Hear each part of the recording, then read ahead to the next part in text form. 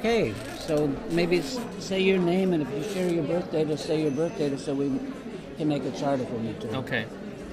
My name is Sam Reynolds. I'm born November 22nd, 1967 at 1:19 p.m. in Buffalo, New York. Cool. And so what are you up to? What have you been doing? I haven't seen you for a long time. You have? You have? Yeah. Where? I mean, Well, today. Oh, you've been seeing me for a long time. No, I haven't seen you haven't for seen a me while. long time. Oh, well, I've been working for ESAR since 2013, so I've been on the board of directors. Oh, that's nice. I think I was on there once. Okay. Oh, that's cool. Yeah, so, and I'm newly minted as the Vice President for the International Council, so working with our international VPs, people around the world. I've been on the planning committee, helping to put this together. Nice. So 2 years of my life has been dedicated to making this happen, so well, that's pretty this cool. is a sense of fulfillment. This is quite something, yeah. Yeah, we have nearly 1,500 people here. It's the biggest that many? UF that I think we've had. Oh, that's nice. Yeah, I didn't know it was that many. Yeah. So we have at least 1,100 people registered in between speakers and volunteers. That puts it on the next level. I'm working on my first book, and I've actually published a few chapters of it in the Mountain Astrologer. So it's using astrology to thrive in your 20s.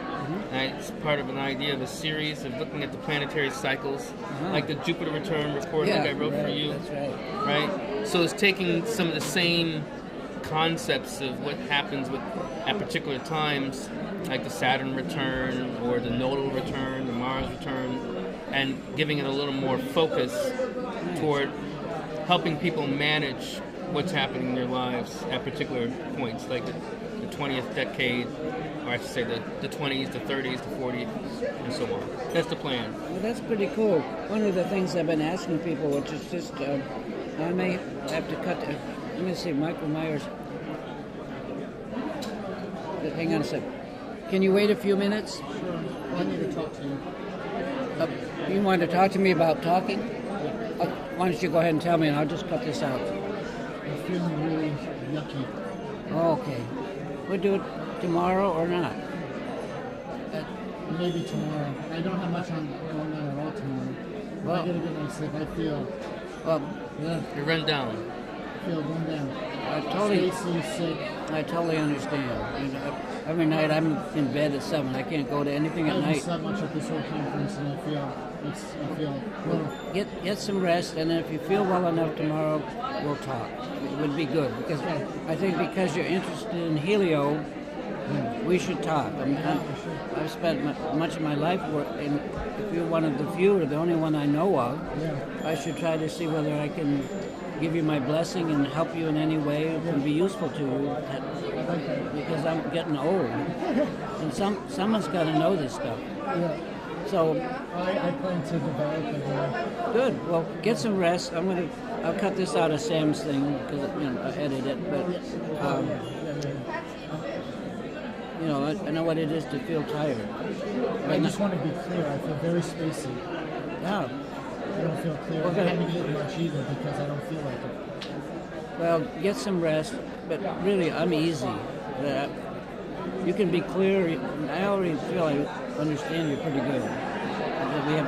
I mostly want to share some stuff with you, and then interview you some. But mostly, I think our contact is more important than any interview we could do.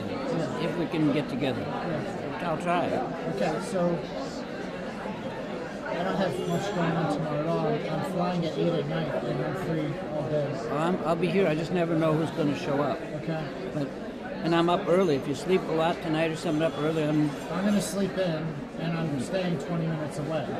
Oh, wow. I just got here to see Stephen Forrest because I didn't feel good this morning. I see. Did he speak already? Or not? Yeah, he just spoke. Oh, okay. So I made it to see him. All right, so I'll let you get back. I'll check in with you tomorrow. Okay, be cool. Yeah, get rest. Okay. Thank you. All right, sorry, Sam. It's okay. He's been trying to connect. Not I feeling know. well. Right. So where were we? I was going to something that I've been asking people in a relaxed way is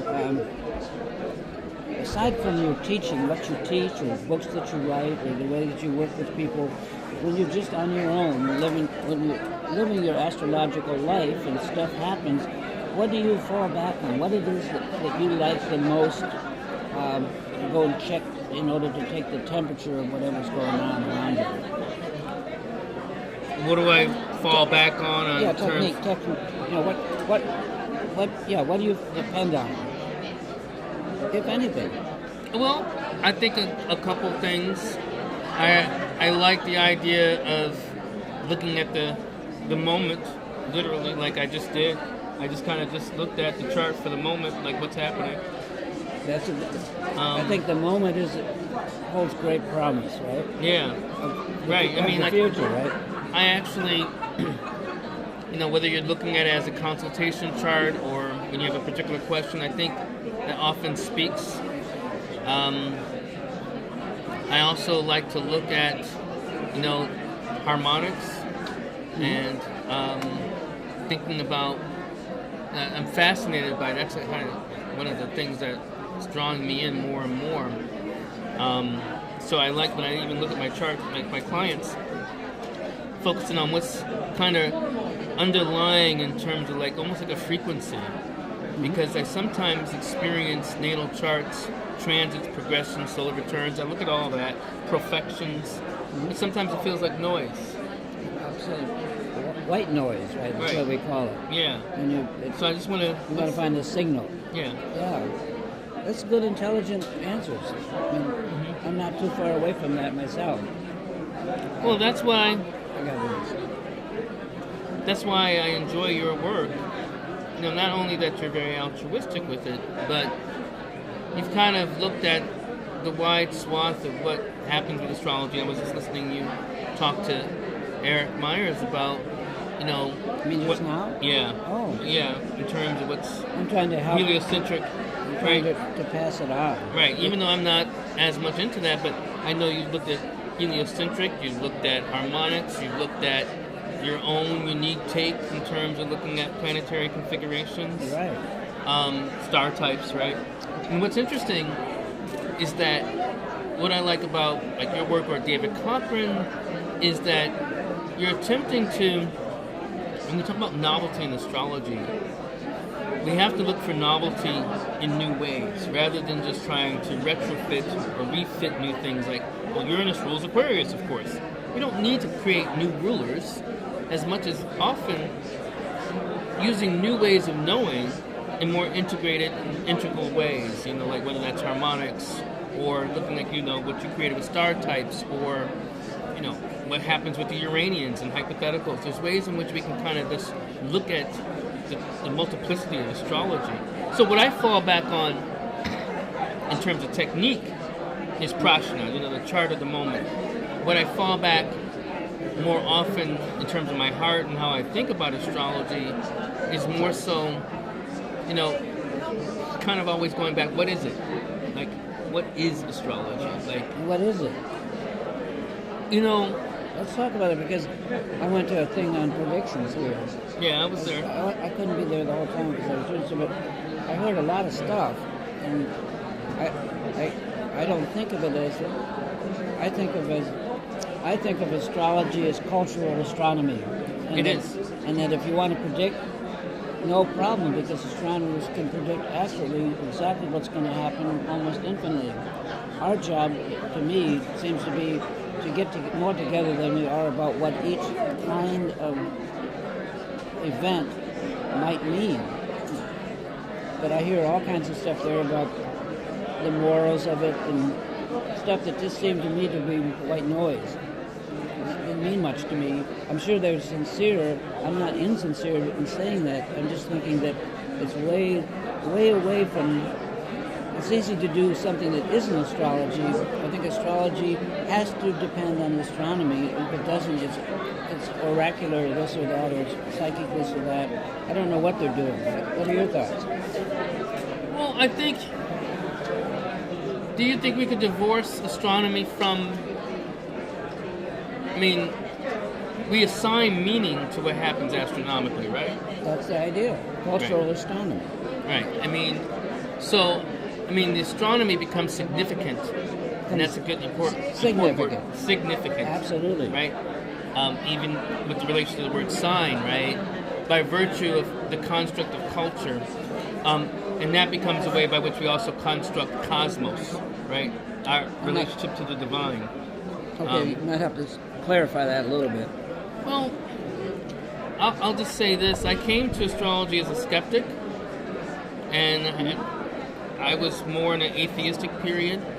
And at my Jupiter return, because I had veered away, from that and kind of came back to a sense of like, I guess some permutation of God.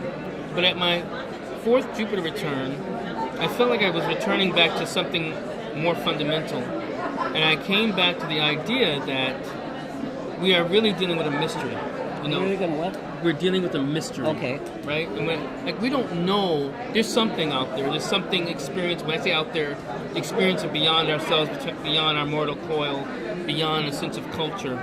But we don't know what that is. The only way by which we know it is our cultural constructions of self. When I say cultural constructions of self, you as a person, whether you're a man, woman, all these different ways by which we know each other.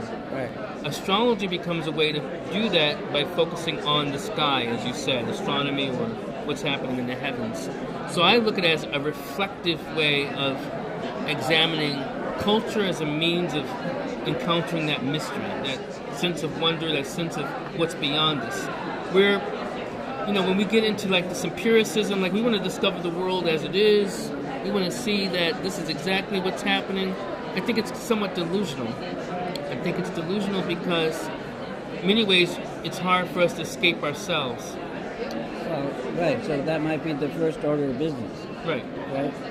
And I think that it may be difficult for astrologers to negotiate that because astrology is essentially part of what the Buddhists call samsara. Mm-hmm. And it's a tool that's within samsara that's very, very effective in helping someone improve their situation in samsara. But there's a little bit of, it's like rearranging the deck chairs on the Titanic. It's only going to make us more comfortable. It's not going to solve the problems of death or after death. To do that, we'd have to do some mind training. The way my teacher said it to me, he was 95 years old and didn't speak Tibetan, he said, because I kept pestering him, he said, astrology is one of the limbs of the yoga, no doubt, but it's not the root. And it's what they call a dualistic, it belongs to this world that we live in, subject and object, me and you, not us to the exclusion of this being distinct from one another. So what they're saying is that at the very best, astrology can improve our life or even lead us to the path, to the beginning of the path of realization. They also say that, which I think is very hard to understand, they say that there's samsara and nirvana. These two are connate. Connate means they're two sides of the same coin, and they always arise together. And then they say that nirvana is not a place. It's not static. It's a process. It's the process of realizing the nature of samsara. There's no heaven out there. We're going to have to do it right here and now. That's Correct. a Buddhist point of view. Right. Yeah, so... Yeah. Agree To with embrace that? the now, yes. Yeah. Towards That's the why one, or I rather like- than like the binary. I mean, like, I don't know the Tibetan tradition as well, but from what I understand, a little bit that I know of, like some Indian traditions, it sounds like, well, I found most alignment with Advaita Vedanta. Yeah. Okay. Well, it's just, horses for courses, as I say, right? Mm-hmm. Different strokes for different folks. Right. So Advaita Vedanta is the idea of embracing the unity rather than seeing like the duality. Now, do you believe in Atman, the idea of an eternal soul? Yes. Well, Or the one. there's a big difference between, that's a Hindu concept, basically, but the Buddhists don't follow that. They say there is no Atman, there is no eternal soul, that when we die, When you say eternal soul, I mean the one soul. Like, do I believe I have a soul? Like that? Is that what you mean? No. tell me more about that. I believe that I belong to the one spirit, and I have this idea of a separateness of my consciousness. But when I dissolve this form, I return to what I am. So then you aren't reborn. You're not reborn. No. Yeah, so that the Buddhists wouldn't agree with it. It's okay. They would say that what they say is that karma, or every act, is recorded in what's called the alaya vijnana, also called the alaya consciousness, or the storehouse consciousness. And the storehouse consciousness, which is kind of a random collection of all of our, what they call vasanas, all of our wishes, dreams, desires, actions, is stored kind of randomly, but that collection moves through time like a great barge. And when we are reborn, we get a new DNA, new parents, a new situation, and from the alaya vijnana, we drop the karmic traces that we carry, create an entirely new flower or new personality that's still driven by the same basic desires. So Michael Erlewine doesn't reappear, but somebody kind of like Michael Erlewine, driven by the same things, appears. So they say that. So is that you? You said like you, but is that you? No. Okay. It's not me, because me is, that's how you define me. But no, it's not my person, it's not myself, but it may be someone who has similar drives, putting on a whole new set of... So you don't necessarily reincarnate, but something that's the whole akin to point. you. Exactly. The Hindus believe in reincarnation. I don't believe that. Because that's a permanent soul. Right. And the Buddhists believe in rebirth. The whole thing is created. You create this flower, and then it fades, and you leave it, and then you create another one. I don't believe in reincarnation. I believe there's one that incarnates, and it accumulates, or I'm saying it just for convenience, but there's ways in which it draws in collective experiences that we perceive from this plane or this sense as individualistic, but ultimately it transcends time and space to be only itself. So I think that we kind of agree. Yeah. Yeah. This is good. Yeah. Right. So anything that you want to ask me or talk about on your own about something else? Or just trying to get a flavor. What would you like? Go ahead. I mean, you mentioned that you're thinking about, the next level. You want to pass on your wisdom and your knowledge. True. So, what's important for you to see in astrology now? I mean, when you say what's important for me to see within the modern astrology? Yeah, or modern, or however you want to define it. In astrologers? Yeah, with the community, what's one thing that you would like to see challenged, corrected, done? What's important? Oh, I get it. I got it. Well, it's a little complicated, but not terrible. I'll try to be brief. 400 years ago or so, Copernicus pointed out that not everything revolves around us. In fact, we revolve around the sun. And astronomers and astrologers split. And astronomers say, hey, I got two charts now. And they marched into the future, and they became one of the two oldest disciplines, academic, botany being the other one. They make a good living, and they're well respected. Astrologers went on with just one chart, never got the helio empowerment. They never were empowered to understand why that would be important, and they still don't know today. A couple people use it. T. Patrick Davis used it, but she really did geocentric astrology with helio. So I would like to see, and that's what I've been doing here.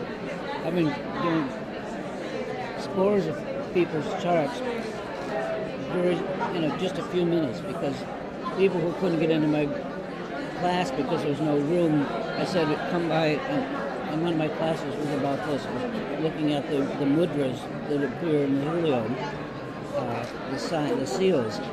So they've all come by, and I've done my best. I get totally tired, but I would like to see the heliocentric chart be understood as another chart of the same planets in the same time, but just from another angle that helps to complement and triangulate and kind of produces almost like a 3D image of who we are.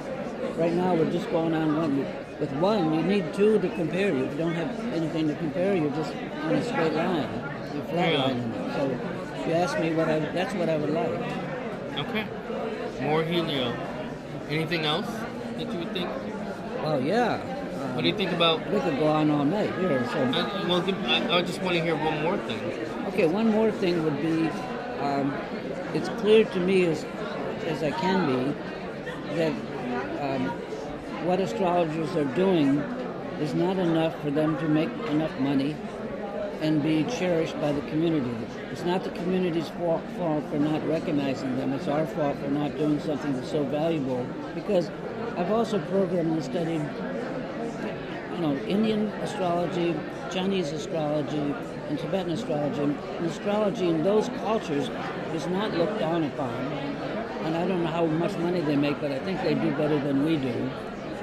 So I think the only way that's going to happen is if astrology, and I'm trying to do it, and I'm starting to teach more of it, we have to go through some basic purification processes to clear our minds a bit more and become less distracted and more concentrated and be able to see through. I think you were mentioning something. We have to be able to see through our obscurations, including ourselves. We must become transparent enough that we can look at something besides ourselves. And I'm starting to do it. I'm still trying to figure out how to do it so that it's recursive and self-starting. That people, and I found some different practices that I'm working with through the Tibetans that don't require. It's very hard to say, well, do some meditation, and do 10 minutes or half an hour and go sit on a cushion, light a candle. They try to do it, but then it's very easy to what they call staying the practice by not doing it, and then you become ashamed of it and you don't want to practice. And you have to find something that's going to be so easy to do and that is self-propelling, so that people don't have to invest energy in it. It just provides the energy. And I believe I found it. It's Tibetan, but I'm going to try to introduce it as they say, how can I do meditation? I'm so busy. I'm not talking about relaxation meditation. I'm talking about what the Buddha taught, which is wake up. It's not like, it's like become aware.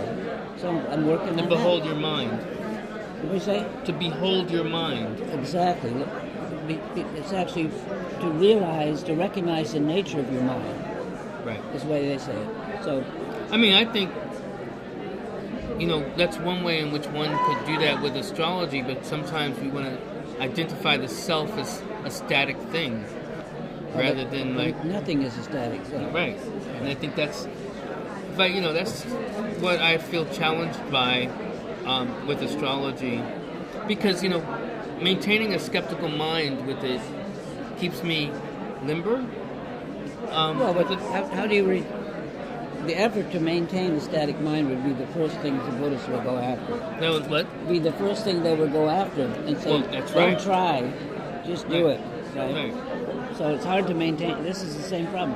How do we maintain something if it's not spontaneous? Right. Yeah, that's kind of what... The more and more I do astrology, that's what I see it. And it's kind of like, even with this book I'm writing, I'm looking at these cycles as an entry point for the person to become reflective on their life experience and realizing that... they begin to reflect. Yeah. So people can see their reflection in them. Right. That's beautiful, idea. yeah. What? This is beautiful. Yeah, that's it. Maybe you would like to hear the technique that I suggest. Is like, it works. It's pretty brief. Sure. It's a Buddhist practice called Tonglen. It's one of a series of practices called Lojong, and it's considered a preliminary purification practice. And it's very, very simple, and the most wonderful thing, it takes no energy that we don't already expend. And all it involves it's involved in is beginning to recognize or to be aware of when we react.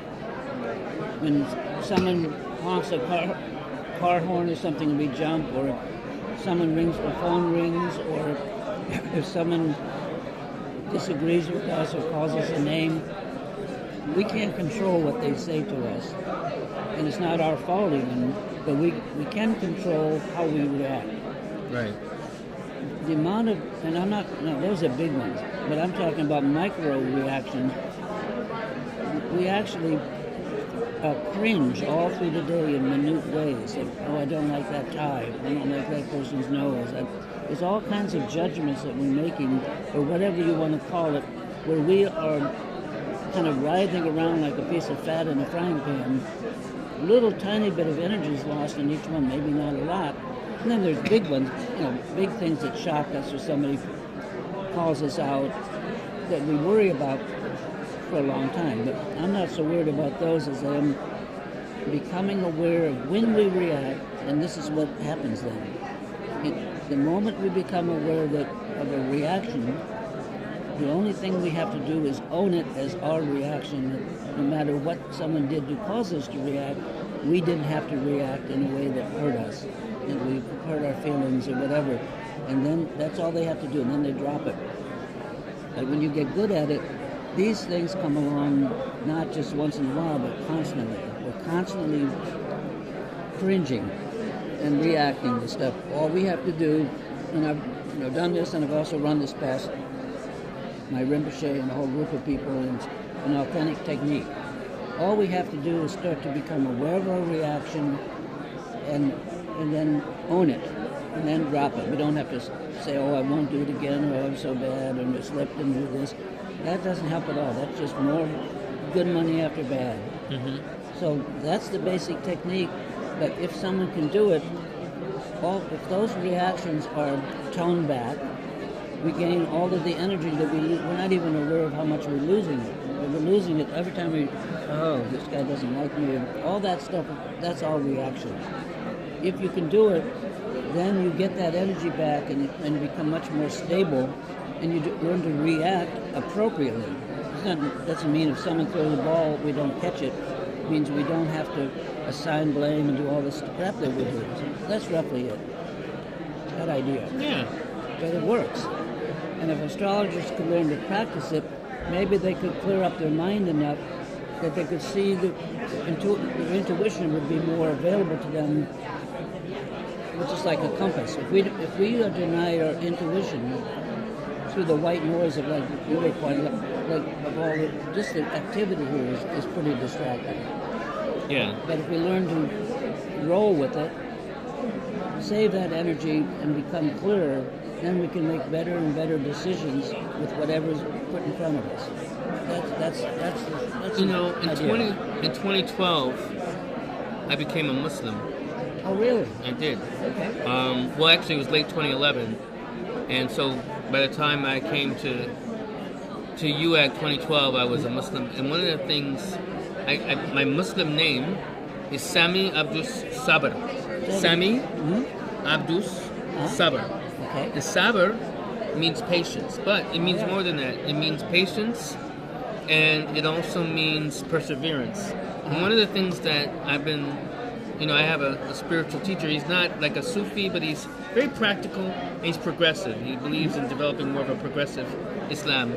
And one of the things that's been interesting to meditate on, the idea of patience, he says something that blew my mind once. It's like most quote-unquote sins, and he doesn't mean literally in terms of like feeling bad about yourself, but like haste or screaming or whatever. Most things are committed from impatience. Mm-hmm. If you think about like when you're... Do you smell something burning?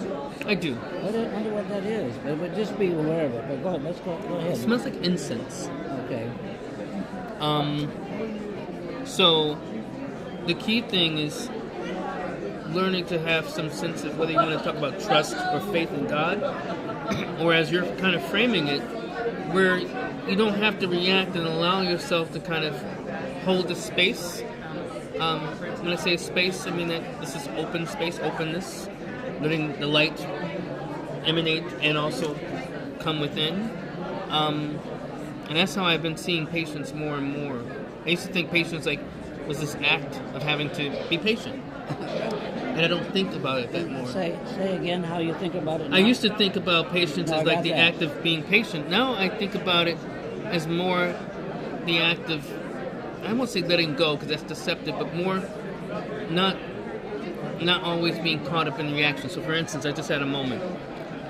I saw a friend who I owed not money, but I have to give her something back. Mm-hmm. I think 5 years ago I would have like, excuse me, jumped up right over there. But now it's like, I will trust, I will see her, Right. and at the appropriate moment, be able to give to her what I need to give to her. That's very good. I understand that very well. I say something similar, but I always define for myself the word give as in give way, as opposed to project something out Right. and roll with it. Right.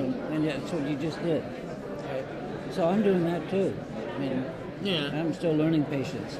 Yeah, I read, you probably have too, White Clouds, it's a book by, not Rinpoche, by Thich Nhat Hanh. I haven't seen him. I mean, I know who he is, and I've read some of his stuff, but I have my own lineage. And Well, okay, you have your own lineage. Well, we but just have all those it's things it's a in there. biography of the Buddha. Yeah, So White Clouds and that's cool. yeah, but it was good to read that and get more of the Buddhist thoughts from a Buddhist. So Well, I've been doing that I for a know. long time. Well, I read your book, Which book Opening is of the that? Heart. Opening of the heart. I don't know. I don't think Was I it have astrology? Was it astrology of the heart? Yeah. Well, that's my old journals and stuff from when I was a young read kid. it. Yeah, I know. What do you think of that? I loved it. It's fun, but it also has an interesting view of the outer planets Mm-hmm. that I've never seen anywhere else. Yeah, I like your work. No, Yeah, no, I appreciate it. I downloaded many of your books available for free. And you know where they are. Oh, yeah. Yeah. So, but I own a physical copy of Astrology of the Heart. Yeah. Yeah, it's on So- Amazon. Yeah, no, You but have I to- bought have it to years buy ago. it. Yeah, oh, I bought it yeah. years ago. But I do know Tibetan Buddhism has been a very powerful conduit for you to better understand or that even book negotiate your relationship with astrology. That book was written before, yeah, it's accelerated a lot since then. Oh wow. Yeah, I'm doing more and more Buddhism. Well, I've been going to a 10-day Mahamudra intensive. This will be the 30th year, which is a long time for me. Mm-hmm. It's a long time period. Yeah. And, yeah, I've had some of the stuff that I'm supposed to have happen. And my teacher has given me permission to present the Dharma any way I want. And he said, which he doesn't do much. He said that I've grasped the teachings, which he doesn't say to anyone hardly. Mm-hmm. And that emboldens me. Because you pulled back, right? You pulled back from the community for a while. No, I didn't pull back. Oh. I mean, well, if you mean going when I had a little card table with matrix software and across the back of the room was Digicom, yeah, I pulled back from those days where I had to And get out speaking there. at conferences as much, right? That I never did much, but mostly, if you remember, I had Charles Jane and I put on ACT. We had panel discussions all through the day that anyone could participate with. That I don't really care for lectures.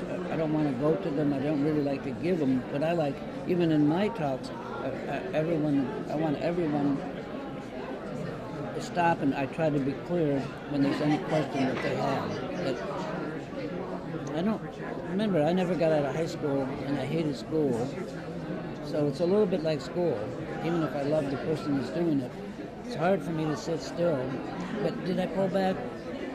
Well, I haven't been to. I mean, I was at New Orleans. I was at Denver. I'm here. The UX. So you go to the UX. I go to the UX. I haven't gone to. That's it. I haven't gone to NCGR or ESOL.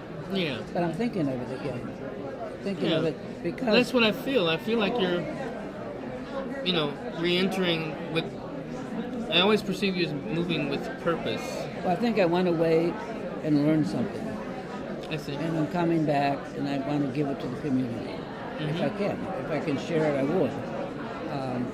And I have what you call patience much more than you did. Yeah. What? Patience. I'm much better than I was. And, yeah, I think I'm going to just that's what I'm trying to do here, is trying to, aside from people like yourself, I've been seeing just regular people. And realizing how much they need someone who has some authentic knowledge holding their hand and walking them through a little bit so they get the feeling of what it's like, what it is that we do. And I've been doing that until night and I sleep. And I've been doing it from dawn to dusk. I was unable to go to any event. I'm too tired at night. Right. So, but you will be at dinner tonight, right? Oh, is that tonight? You will be at tonight. Oh, really? When is it? At 7 o'clock is the start, but you might want to get there before. Well, I wonder what time you can go there. Not this year. Not now. No. Right. Oh, I forgot. Well, I'm glad I was here to remind you. I'll try to do it if I'm not too tired. But yeah, I'd like to. I planned on it. I mean, I got a ticket. Well, aren't you being honored too? No, I have a regular. You have a regulars already? Long time ago. All praises. Are you up for one? No. I like to be able to get one day, but I haven't earned it yet. Well, I got one long time ago for best improving the astrologer's image. I can see that. Did good graphics and I was out there. But, no, I haven't been around much, but I think I'm going to. Kepler wants me to start doing classes for them. Oh, that'd be awesome. And I understand they've changed it, but they didn't used to even let me teach because I don't have some kind of diploma. I thought that was ridiculous, especially for astrology, where we're all kind of a group. But now they've changed that, and so I'm willing just to, and I don't need the money. I'll just go and try to present certain, like this. Present the wisdom. Well, the wisdom of what I've got, yeah, with the technique. I mean, so I'm trying to wrap the Tibetan mind training that I've had into, along with astrology, so that you can have a meal, kind of, so that it can be useful. And the two courses. That's a good way of putting it. And I know you're a Cancer, so that's even doubly interesting. I'm totally into Mexican food now. Not hot stuff, not too hot. Oh yeah. I love it, and I make my own salsa and stuff like that. Oh, you make your own salsa? Well, verde. Yeah, it's wonderful. It's, tomatillos.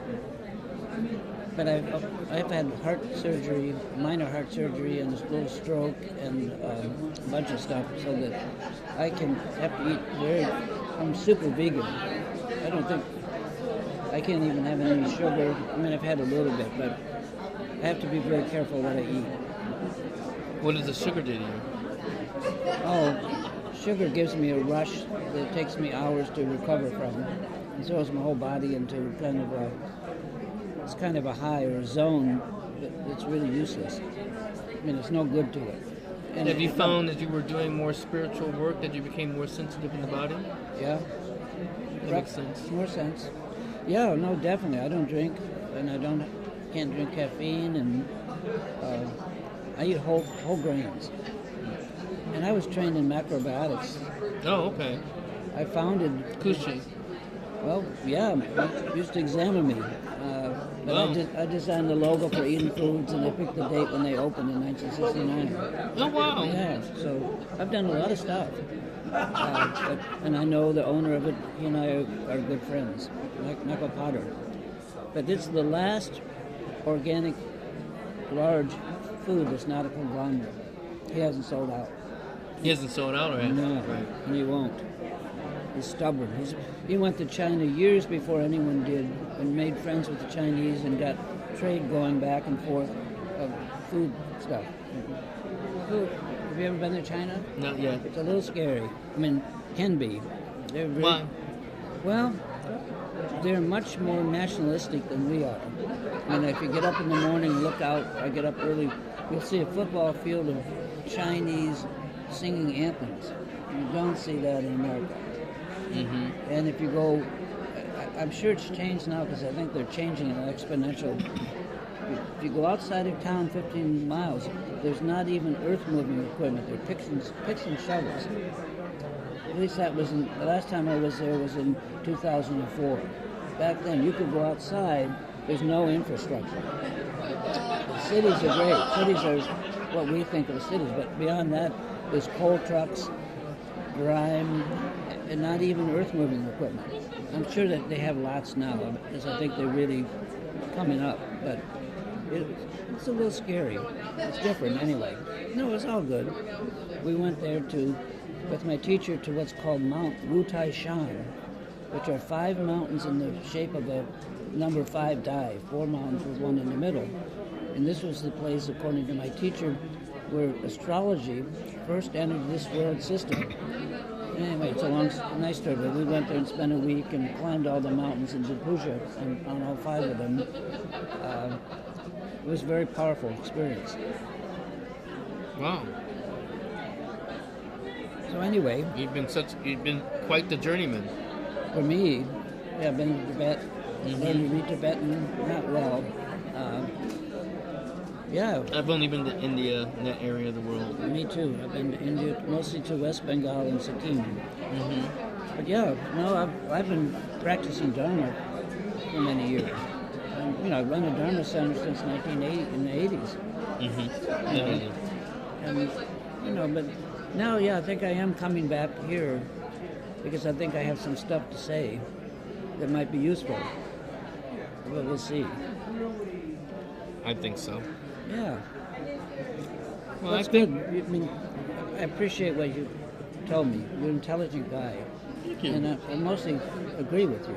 I mean, I try to agree with everyone, but I don't always. You've thought stuff out, right? And it's pretty similar to me. So I like that. So of course I like that. Right? Well, thank you. And I'm privileged and honored that you had me. And because like I said, I'm a big fan of your work.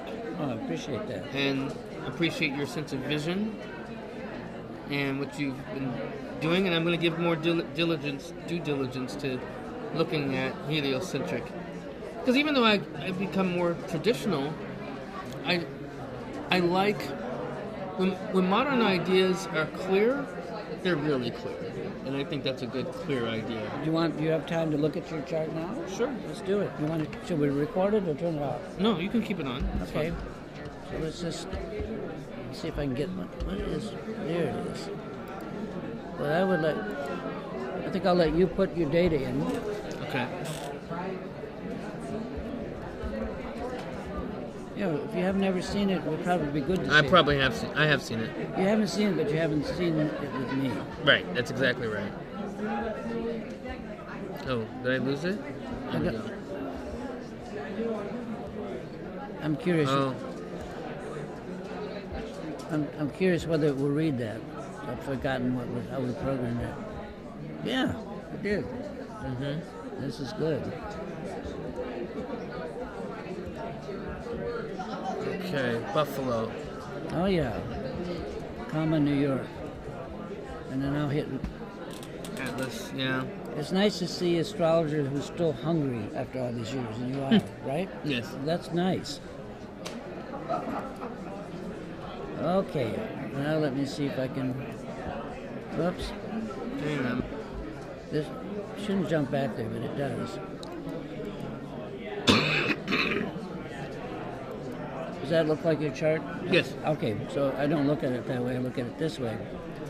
Okay, so here's, you and I also have this, hey.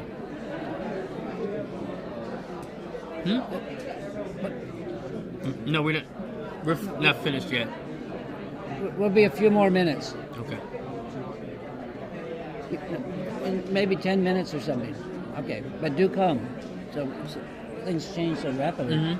All right, so there's a kite with a wedge on it. So this is the no T-square. It's all mental. But let's see what really, this is just the Earth's look at the system, right? Right. But let's see what really the Earth system was doing. Whoa. That's the mother aspect of all aspects, which is the Grand Cross. Oh, wow. Jesus Christ, that is part of my French, but and look at this. Look how balanced it is. You can measure the space, especially in the helio. Usually it's lopsided one way or the other, but every once in a while you find someone. And this means that internally your mind is very stable, balanced. So I'm impressed. Wow. So, whoa, you totally don't. You're not what you appear to be. You appear to be this is the chart, which my chart has the same thing. It's an entrepreneur's chart if it's in the helio. But yours is the chart we find in astrophysicists, among others, who do gravitational radiation. They're all, this is the most seminal aspect that's going across of all. If you've never read about it, so you're a perfect candidate for being empowered heliocentrically because you have a reason to look at it, although you have a beautiful thing either way. I mean, that would be very nice too, but this, in terms of imprinting and implanting, embedding information, and by all means do download my books on this if you don't have them and read your part of it, because it's like and it's different than my star type, right? No, it's the same as your star type. Right, because I have the star type. But I don't think you've ever realized. I mean, You told me this once before. Oh, did I do? Yeah. Okay, I can't remember. But you told me in terms of like, I even had it on my screen for a while. Wise force is. Yeah, that's true too. It's more like embedded wisdom. There's no end to the wisdom that's in the nature of your mind. That's going to be easier. This should make a big impression. I mean, it's impressing me, and maybe I saw it before too, but also I continue to change too, become more sensitive to stuff. So I'm impressed by that, Sam. I mean, this is like a graphic mudra, a seal. You could show that to anyone who knows anything about this, not that there's very many, and they should honor that. And see that as like That's forceful in terms of intellect, or what's it's more like, a font? no, it's more complicated than that. I'll just use some scattershot. These people are deeply important and dearly loved because they're of all the aspects, they can be the most lovable of all, and that people love to be in their company. And maybe this is what I was feeling while we were talking. I was thinking, this guy's really thinking this stuff out. And I've talked to lots of people here, and I'm not seeing that. I mean, I'm seeing different stuff, not bad stuff, but this is seminal stuff. This is pretty seminal stuff. So when I discovered my own chart back when I first made a helio chart, like I was making this chart, because I was a programmer, and I went around and said, oh, my this and this, but gradually it was like the sun coming up or Atlantis rising. I slowly realized that the heck with all this, all my this sign or that sign, nothing to do with signs and nothing to do with planets. It has to do with whether there is this pattern in the helio, not in the geo, because you see you don't have it in the geo. And these are stable, and then that becomes, and you can learn to do this, and it's really great for relationship, for marriage stuff, because people are either attracted to opposite or they're clinging to someone like themselves. And you can do this with this. So this one, you and I should be good friends because I am just what you're not, and you're just what I'm not. So we should be attracted to each other and be able to exchange well together. I mean, I'll show you my chart and you'll just see what I'm talking about. Oh, I've got six planets making a whole series of trines, and they're 25, 25, 26. They're very accurate. And so we go together like hand and glove, right? Because this is just what you're not. This is... How would you describe this? This is kind of an analytical manager type thing, but it's seeing the forest and the trees. It's a big picture. It's easy for me to see a big picture. It should be for your type harder to see the big picture, but you can tell people what it actually feels like, and how it is to be inside out. Incarnate. It's more in your body. It's the most in the body of all aspects. So, like being here now kind of stuff. So anyway, I'm impressed. I'm happy to see it, and I want to make sure you understand it's like very fortunate. What a great sign to have. Oh, well, I can't wait to read more about it. Well, I can't wait to read more about it. no, I get that. If you go to, I'll just show you, go to my site. This is one book. It's all about that. And there's one other one's about how to use it in relationships called, where is it? Somewhere, this one. Star types. I have star types. Life path partners. But Okay. now you look at it differently. All right. And then you start looking at, Because I have this software, I think. I thought. oh, if you have, I don't know if that, it's in this, I know that. I don't know if I have this particular one, but yeah. Well, this is the last thing I did was design this program and this has, and I insisted to do this, which is like a steal. I'm not trying to sell it because I'm not actually. These are like, I don't know, 12 or whatever number of complete reports that I wrote, including Star Types 1 or, no, this is Grant Lewis stuff, Saturn Cycle, all interpreted that you can print out as a PDF. Oh, and send to people. And send to people, or just use it, but they're all, not everyone can learn to read charts. This is doing it for them, right? Right. Good idea. So, anyway, Well, this is awesome. this is pretty cool, and I'm impressed and happy for you, more than anything, that Thank you. and that to know you. I know a few people like this, but not many. There aren't many. Except some great theoretical astrophysicists. All the gravitational black hole stuff, many of them, like Roger Penrose and stuff, have this in their helio chart.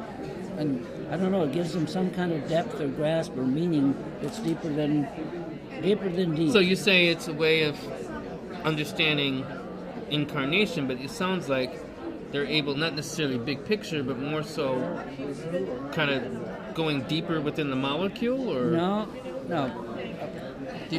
deeper in the black hole. The philosopher Hegel Yeah. was a phenomenologist, and he had his big book was called The Phenomenology of the Mind. Mm-hmm. In that book is this line which describes just what I'm talking about. It says, "We go behind the curtain of the self to see what's there, but mainly for there to be something to be seen."